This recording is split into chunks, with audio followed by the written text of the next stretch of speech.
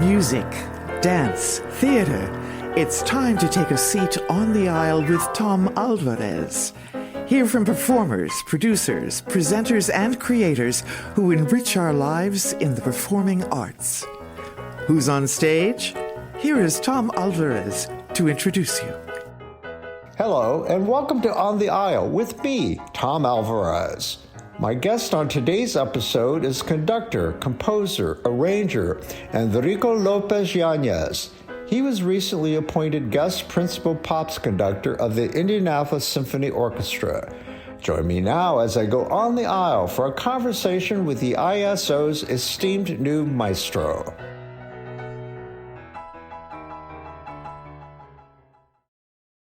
Let your imagination soar with Audible. With stories across every genre, from expert advice to fantasy, you'll be inspired to imagine new worlds, possibilities, and ways of thinking. Listening can even lead to a positive change in your mood, habits, and overall well-being. As an Audible member, you'll get to choose one title a month to keep from their entire catalog, including bestsellers and new releases. Allow yourself to delve into the spooky this season by listening to classics like Stephen King's The Shining and Pet Sematary. There's more to imagine when you listen. New members can try Audible free for 30 days. Visit audible.com/imagine or text imagine to 500-500. That's audible.com/imagine or text imagine to 500-500. Worried about letting someone else pick out the perfect avocado for your perfect impress them on the third date guacamole? Well, good thing Instacart shoppers are as picky as you are. They find ripe avocados like it's their guac on the line. They are milk expiration date detectives. They bag eggs like the 12 precious pieces of cargo they are. So let Instacart shoppers overthink your groceries so that you can overthink what you'll wear on that third date. Download the Instacart app today to get free delivery on your first 3 orders, while supplies last. Minimum $10 per order. Additional terms apply. Voila. Hola. How are you? May I call you Enrico? Yes, of course. Oh, God. What a pleasure to meet you. I'm so excited. You know, I'm Mexican-American. I'm very, very proud of my history, Mexican culture and arts, and we'll have a lot to ask you about in terms of what this means as far as representation. Sure. You know, I'm just very, very excited to talk to you. You know, I've been covering the performing arts in this market for almost 45 years. So Wow. your arrival at the Indianapolis Symphony Orchestra is hugely momentous. I don't know if you realize. As a member of the Latino community here, you may or may not know that it has grown exponentially to huge numbers. Mm-hmm.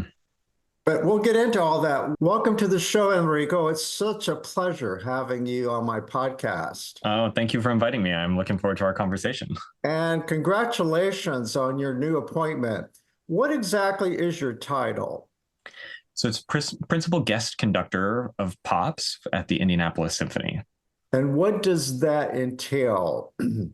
So that is, it's a new role that's brand new and newly created, which means I'll be coming in a few times a year to work on concerts, both on the Pop series, as well as some concerts during the summer out at Conner Prairie, to do sort of some new programming, some things that either I've arranged or bringing in new guest artists and things like that as a way to sort of expand upon the types of programs that the Indianapolis Symphony presents and brings to the greater Indianapolis area.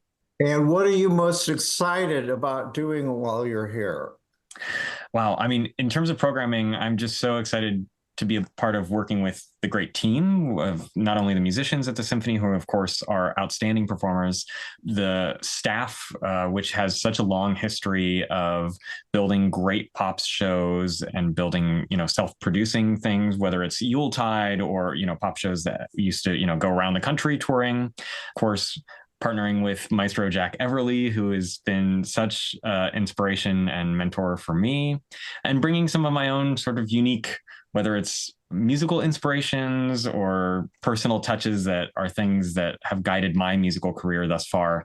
A great example of that is the first program that I'll be doing there in November, which is called La Vida Loca. It's a brand new show that I'm finishing up all the arrangements on as we speak.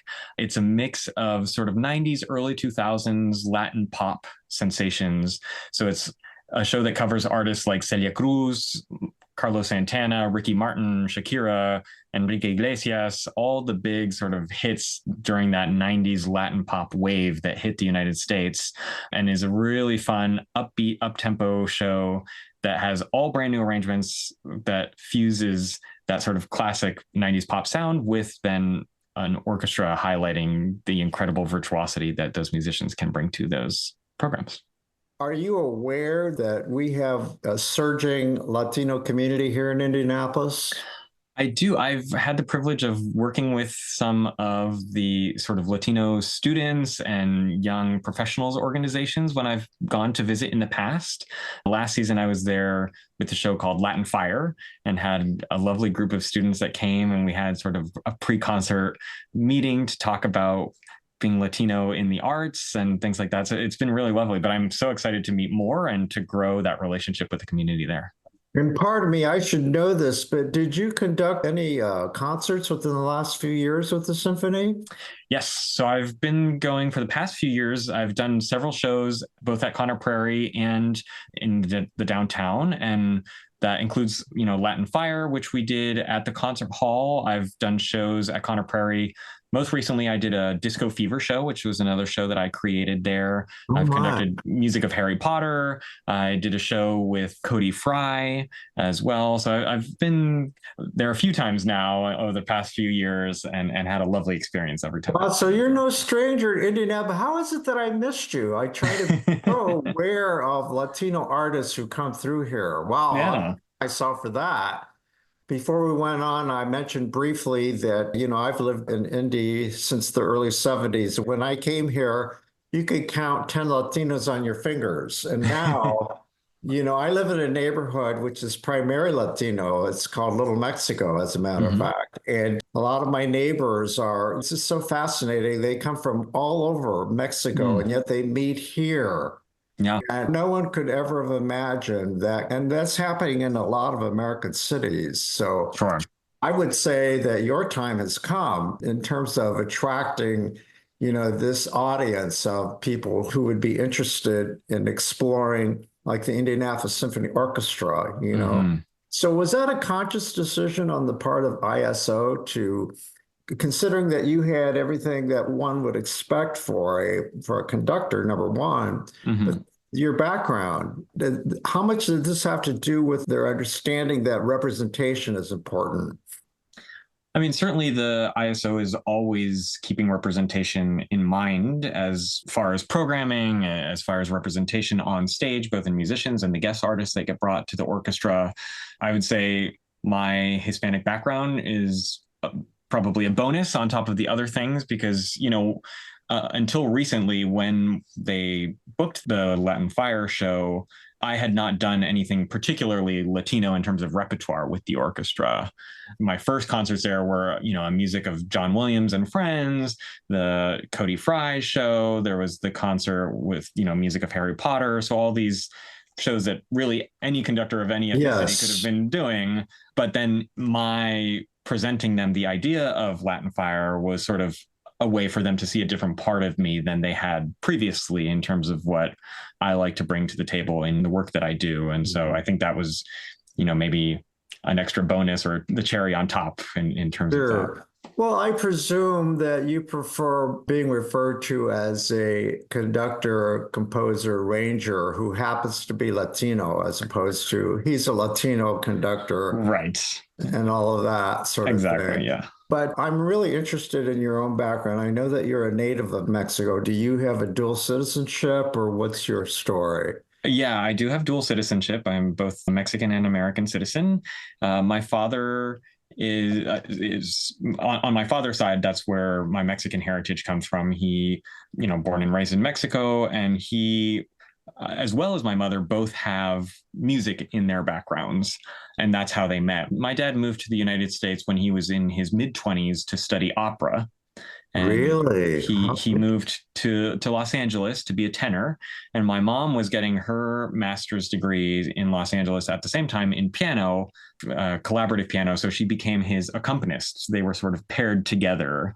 And Wow. that is how their relationship was built, was them working together as music collaborators. And my dad won a major opera competition during that period that allowed him to go on a sort of audition tour in Europe of all the major opera houses. And from that, he booked himself over a dozen contracts with these major opera houses in Europe. And so they relocated and they moved to Germany for what actually became the first few years of my life was in Germany as my dad was working there.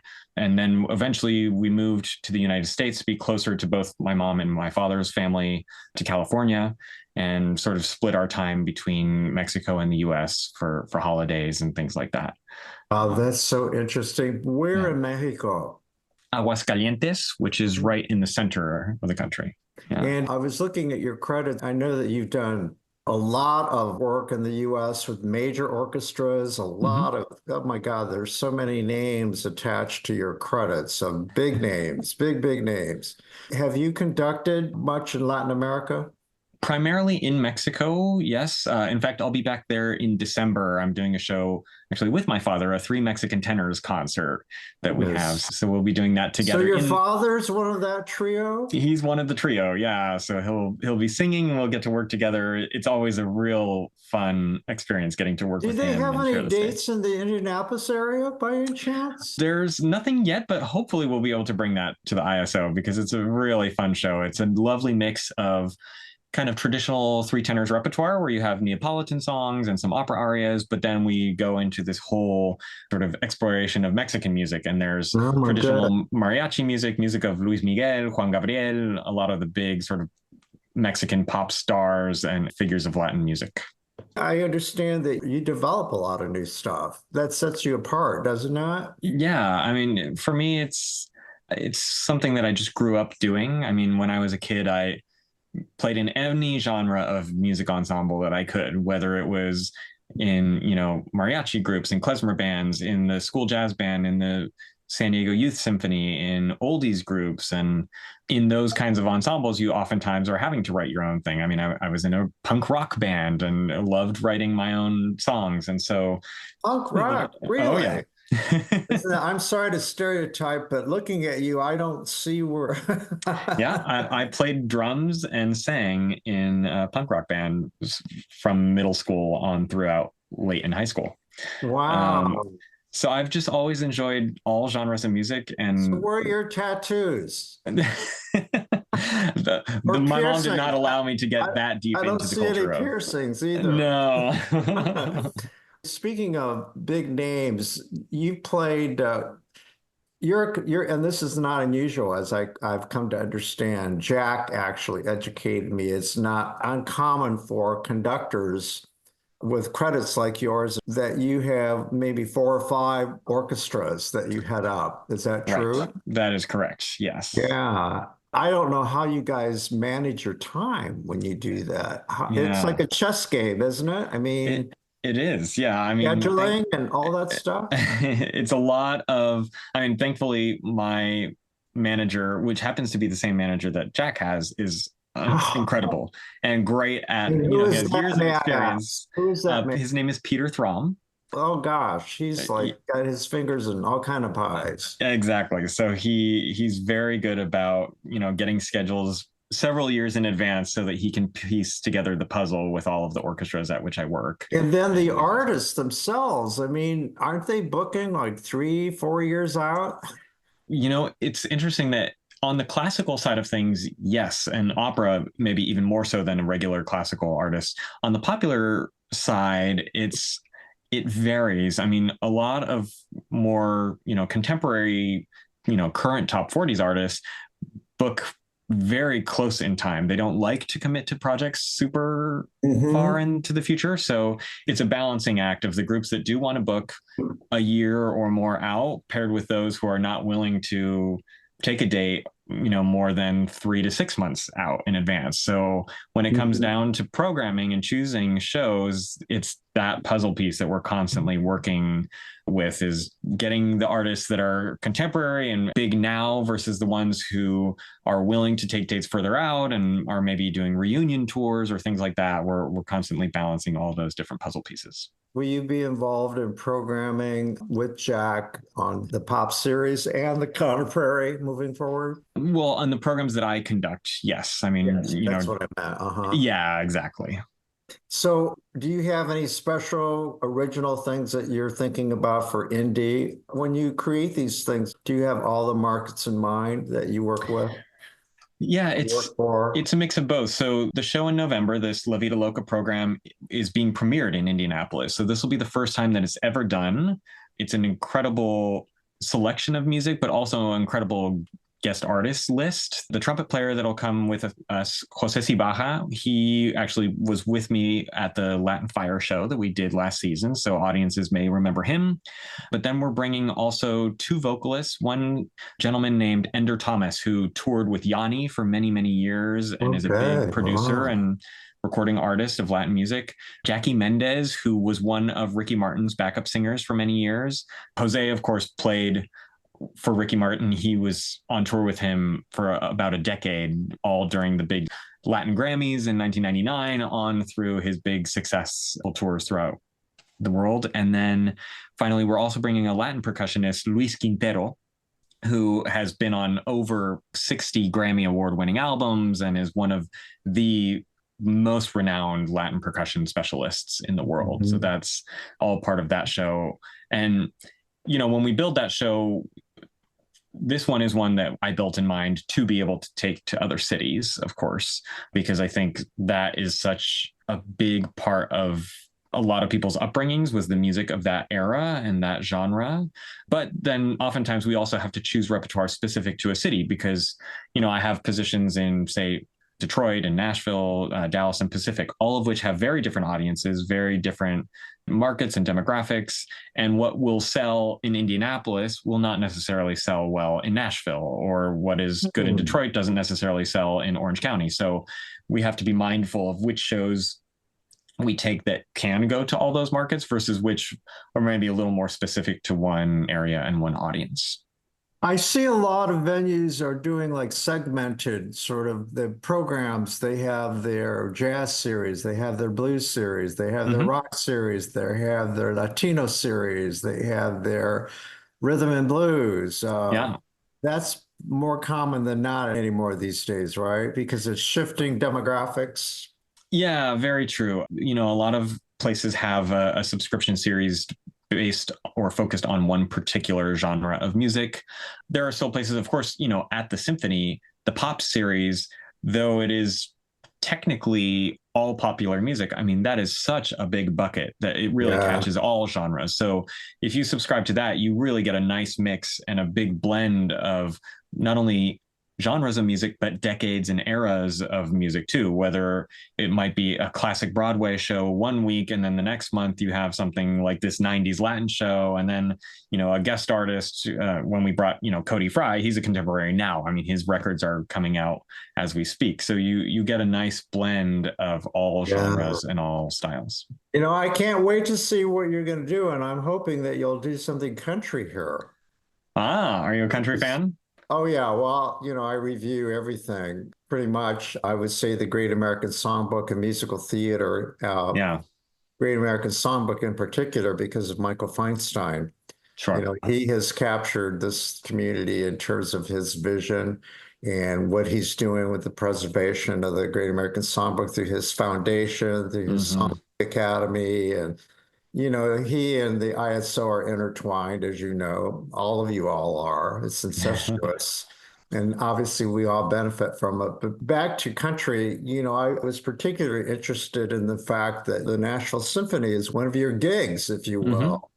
And that fascinates me in terms of programming. I see all the usual big country stars that you've worked with, but how do you even that out? It's not all country in yours, but wow. I mean, that in itself, and I see so much movement towards people wanting to venture into country, Mhm. cross over. When Michael Feinstein came out with that country album, for instance, Right. who knew? Who Right. knew? But it worked. It's one of my favorites, actually. So, Yeah.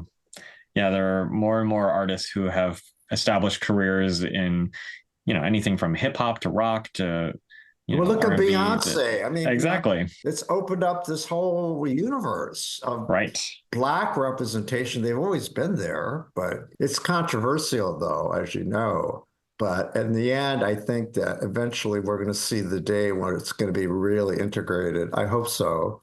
Yeah. I mean, I think, in Nashville, we do present a lot of country, but also other genres of music. And that goes back to, what I was saying previously, that market to market, we try to program to what the community is looking for and what they seek in terms of what the orchestra can put on stage for them, whether it's them being represented on stage or their musical interests and genres being represented on stage. And that's something that I always rely not only on the team from the administrative side, but also the audience members. I mean, I'll be the first to, go up to audience members, give them my email and say, please write to me. Or if you see me at intermission or before or after a concert and there's a genre of music or an artist that you really love and would love us to consider and look into, please let me know, because that's the best way for us to then be able to present that and really represent what the audience wants to hear and see.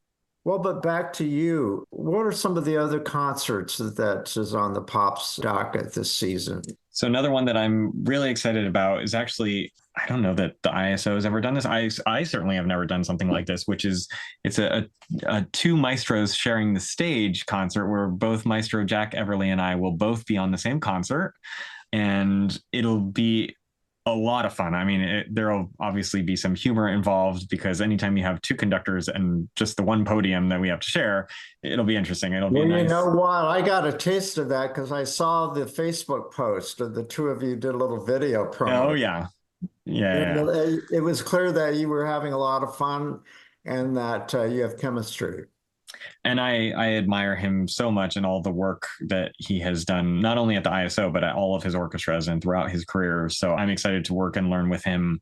We have such different musical backgrounds and musical interests that I think it'll be a really fun and eclectic program that highlights both of our unique aspects and different skill sets and traits that we love musically, and to combine those into one concert should be a lot of fun. I can see why you call him a mentor. There are so many parallels in your career. One being that he has that national broadcast, the PBS live show and the Memorial Day, and you have your own gig with the CMT network, correct? Right. Our 4th of July show here that has been televised through CMT. Yeah, that's correct. And how long have you been doing that? So actually, one of the first concerts I ever did here as part of my audition was the 4th of July fireworks show in Nashville. So the fireworks show, I guess this season will be I think it'll be my 8th 4th of July that I've done with the orchestra. And it's one of my favorite things to do every year is just the spectacular level of fireworks and excitement that program has. By the way, I want my listeners to know that we're doing a Zoom call and you're in Nashville right now. I am, correct. That's a picture of the hall right there. That's I was just going to ask you about that. Yeah. So how do you like Nashville? It's been great. I've made my home here for just over 7 years now and been given such incredible opportunities to work with different artists and develop different programs and shows.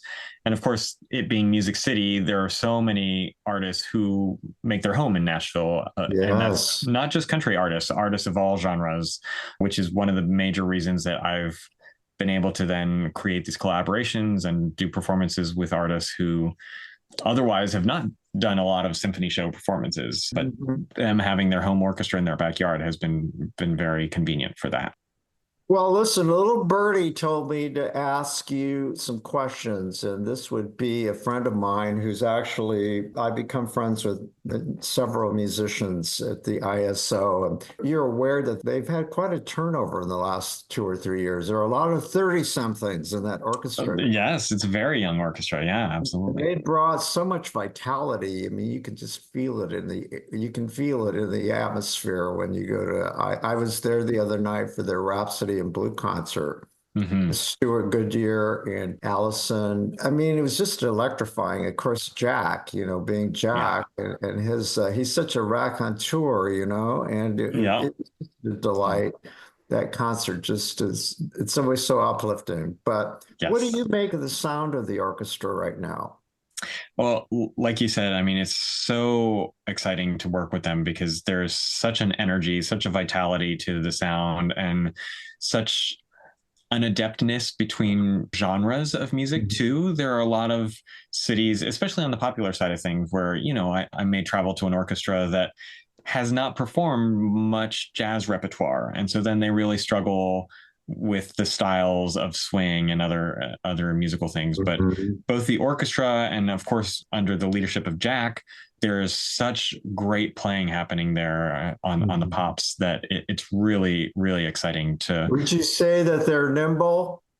Absolutely. Yeah. Incredibly nimble in all genres, in all styles. And the ability to jump between styles is also very impressive. So it's such a fun You atmosphere. know the work of Steve Hackman, right? Yes, absolutely. His hybrid concerts, the musicians tell me that they absolutely love playing his music, Yeah. you know. I mean, and that's such a great example too of just the incredible sort of fusion of genres and styles that the musicians are being And for exposed those to. listening who don't know Steve Hackman, he has a series here called the Uncharted series, and he's made a career of fusing these hybrid creations of classical music with contemporary artists, people Right. you wouldn't consider like Kendrick Lamar with, I don't know, and so Yeah, on. he's done, Beethoven and Beyonce, or he's done, blendings of Radiohead and Coldplay. Brahms and And Coldplay. by the Yeah, way, incredible. he has brought in those 30 somethings, Yeah.